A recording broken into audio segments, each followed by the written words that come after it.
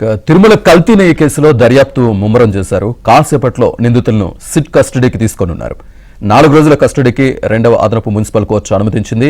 కాసేపట్లో నిందితుల్ని కస్టడీకి తీసుకోనున్న సిట్ అధికారులు 17వ తేదీ వరకు విచారించనున్నారు.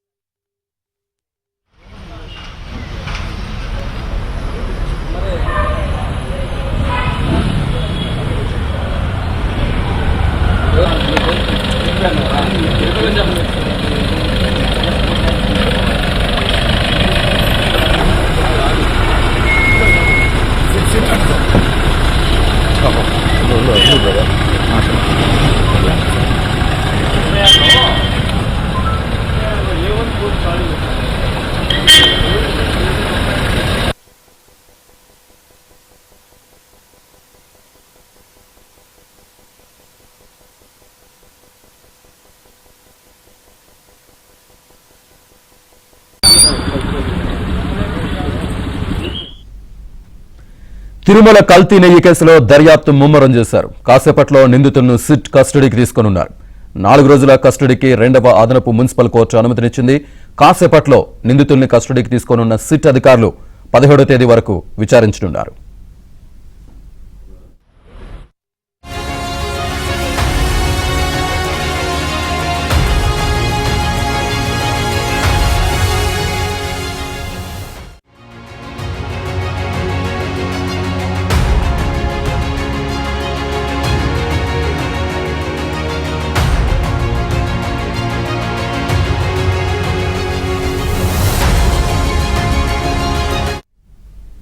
తిరుమల కల్తీ నెయ్యి కేసులో ఇవాళ సిట్ కస్టడీకి నిందితుల్ని తీసుకోనున్నారు. దీనికి సంబంధించి పూర్తి సమాచారాన్ని మా కరెస్పాండెంట్ దినేష్ అందిస్తారు. దినేష్,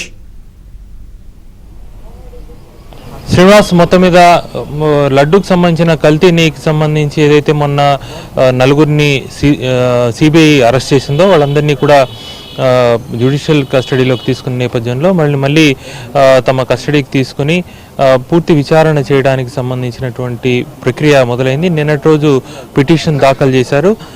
జడ్జి విచారణ అనంతరం 5 రోజులు, అంటే ఈ రోజు నుంచి 18వ తేదీ వరకు 5 రోజులు విచారణ చేయడానికి కస్టడీకి ఇవ్వడానికి, సిబిఐ కస్టడీకి ఇవ్వడానికి అనుమతించారు. ఈ నేపథ్యంలో మనం సబ్ జైలు దగ్గరే ఉన్నాము. మరి కాసేపట్లో ఇక్కడి నుంచి వాళ్ళని ఈ యొక్క వెహికల్లో రుయా హాస్పిటల్కి తీసుకువెళ్ళి వాళ్ళ హెల్త్ కండిషన్ని డాక్టర్ల దగ్గర ధృవీకరించుకొని ఆ తర్వాత సిట్ ఆఫీస్ రుయా అలిపిరి దగ్గర ఉండేటువంటి సిట్ ఆఫీస్కి తీసుకువెళ్తారు. 5 రోజుల పాటు అవసరమైతే విచారణ చేసేందుకు పూర్తి స్థాయిలో అక్కడ సిబిఐ ఆఫీస్ దగ్గర అధికారులు కూడా సిద్ధంగా ఉన్నారు. ఎందుకంటే వీళ్ళ దగ్గర నుంచి చాలా ఇన్ఫర్మేషన్ తీసుకోవాల్సిన అవసరం ఉంది. వీళ్ళని అరెస్ట్ చేసినప్పుడు వీళ్ళ అడ్వకేట్స్ కావచ్చు, వీళ్ళందరూ కూడా రావడంతో ఇమీడియట్గా అరెస్ట్ చేయించేశారు. దీంతో కీలకమైనటువంటి ఇన్ఫర్మేషన్ తీసుకోలేకపోయారు. ముఖ్యంగా వీళ్ళు ఏ ప్రశ్న వేసినా కూడా మౌనమే సమాధానంగా వ్యవహరించారు. కీలకమైనటువంటి అంశాలు అంటే సిబిఐ దగ్గర కీలక సాక్ష్యాలు ఉన్నాయి. ముఖ్యంగా టీటీడీకి సంబంధించినటువంటి ఏదైతే గుజరాత్కు వెళ్ళి ల్యాబ్ టెస్ట్ చేయించినటువంటి నెయ్యి లారీలు ఉన్నాయో ఆ నెయ్యి లారీలకు సంబంధించినటువంటి వే బిల్లులు కావచ్చు, వాటి యొక్క ట్రావెలింగ్ సంబంధించి యొక్క టోల్ ప్లాజాల దగ్గర ఉండేటువంటి బిల్లులు కావచ్చు, అవన్నీ కూడా ట్రేస్ చేసినప్పుడు కల్తీ జరిగినటువంటి నెయ్యి తిరుపతి నుంచి నేరుగా ఏఆర్ డైరీకి వెళ్లాల్సిన అవసరం ఉంది. అయితే ఏఆర్ డైరీకి వెళ్ళలేదు, తిరుపతి నుంచి నేరుగా వైష్ణవి డైరీకి వెళ్ళింది. వైష్ణవి డైరీ నుంచి ముంబైలో ఉన్నటువంటి ఒక సోప్ ఫ్యాక్టరీకి వెళ్ళినట్టు క్లియర్ ఆధారాలు ఉన్నాయి. నెయ్యి లడ్డూకి వినియోగించేటువంటి నెయ్యి కల్తీకి గురైనటువంటి విధంగా గుజరాత్లో ఏదైతే సర్టిఫికెట్ ఇచ్చారో ఆ లారీలు 4 లారీలు ఎటు ప్రయాణం చేశాయి, ఏమైందని చూసినప్పుడు కల్తీ జరిగినట్టు కావచ్చు, అలాగే అది ఏఆర్ డైరీ నుంచి కాకుండా వేరే దగ్గర నుంచి వచ్చిందనే విషయం కూడా స్పష్టమైంది. ఈ నేపథ్యంలో దానికి సంబంధించిన ఇన్ఫర్మేషన్ అంటే కల్తీ నెయ్యి ఎలా తయారు చేశారు అంటే ల్యాబుల్లో తయారు చేశారు. కెపాసిటీ లేకపోయినా ఏఆర్ డైరీ కావచ్చు, అలాగే బోలేబాబాకి కావచ్చు, వైష్ణవి డైరీకి కావచ్చు, కెపాసిటీకి సంబంధించినటువంటి తయారు చేసే కెపాసిటీ లేకపోయినా వేరే ఎట్లా తయారు చేస్తారు, ల్యాబుల్లో కృత్రిమంగా నెయ్యి తయారు చేశారు. అంటే ఒక ఫార్ములాని క్రియేట్ చేసుకుని నూకగా ఉండేదానికి కావచ్చు, స్మెల్కి కావచ్చు, అన్నిటికీ వాళ్ళు ల్యాబ్లో నెయ్యిని కృత్రిమంగా తయారు చేశారు. అవన్నీ కూడా వీళ్ళని అడిగి పూర్తి సమాచారం తీసుకోవాల్సింది. సాక్ష్యాధారాలని సిబిఐ దగ్గర ఉంది, వీళ్ళ దగ్గర అదనపు సమాచారం తీసుకోవాలా. మరోవైపు ఈ నెయ్యికి సంబంధించినటువంటి బోర్డు డెసిషన్స్ వీళ్ళకి అనుకూలంగా కూడా చేసిన పరిస్థితి ఉంది. గత ప్రభుత్వంలో కీలకమైనటువంటిది నెయ్యి తయారు చేయడానికి రోజువారీ పాల ఉత్పత్తి రైతుల దగ్గర నుంచి తీసుకోవాల్సినటువంటి లీటర్లు, ఇన్ని లక్షల లీటర్లు తీసుకోవాలనేటువంటి నిబంధనని సడలించి టీటీడీ పాలక మండలిలో గత ప్రభుత్వంలో ఉన్న వాళ్ళు బోర్డు తీర్మానం చేశారు. అంటే ఈ రకమైనటువంటి తీర్మానం చేసి వాళ్ళకు అప్పచెప్పిన నేపథ్యంలో ఈ పెద్ద తలకాయలు ఎవరెవరు ఉన్నారు అనేటువంటి కీలకమైనటువంటి సమాచారాన్ని ఇప్పుడు ఈ 5 రోజుల కస్టడీలో తీసుకునే అవకాశం ఉంది వీళ్ళ ద్వారా.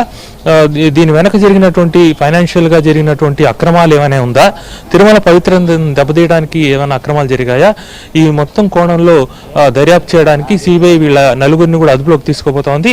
వైష్ణవి డైరీ కావచ్చు, ఏఆర్ డైరీ కావచ్చు, అలాగే బోలేబాబాకు సంబంధించినటువంటి కీలకమైనటువంటి వ్యక్తులు నలుగురిని కూడా వీళ్ళు అదుపులోకి తీసుకున్నారు. మనం చూస్తున్నాం. మరి కొద్ది క్షణాల్లో వెహికల్లో ఎక్కించడానికి నలుగురిని కూడా వెహికల్ సిద్ధంగా ఉంది. సిబిఐకి సంబంధించిన అధికారులు కూడా ఇప్పుడే డోర్లు కూడా సబ్ జైలుకి సంబంధించినటువంటి డోర్లు తీస్తున్నారు వాళ్ళని బయటికి తీసుకురావడానికి.